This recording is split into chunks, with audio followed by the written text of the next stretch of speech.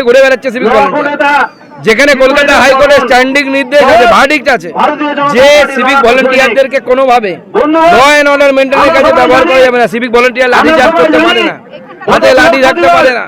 আজকে সেই সিভিক ভলেন্টিয়ারদেরকে লাঠি দিয়ে দাঁড় করে দেওয়া হবে। চলবে আগামী আন্দোলন।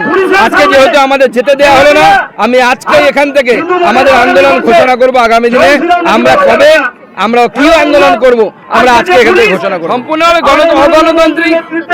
দেখুন রাস্তা স্ট্রেট হাইওয়ে গর্ত খুঁড়ে সেই রাস্তা তৈরি করেছে, সেই ব্যারিকেড তৈরি করেছে, যে রাস্তা এত জনগণের পয়সায় কষ্ট তৈরি করে সেই রাস্তা খুঁড়ে এইভাবে ব্যারিকেড তৈরি করা হয়েছে, যে ব্যারিকেড দেখে মনে হচ্ছে নতুন বাংলার নতুন জেহাদি তিতুমির, সেই তিতুমির বাঁশের কেল্লা তৈরি করেছে মনে হচ্ছে।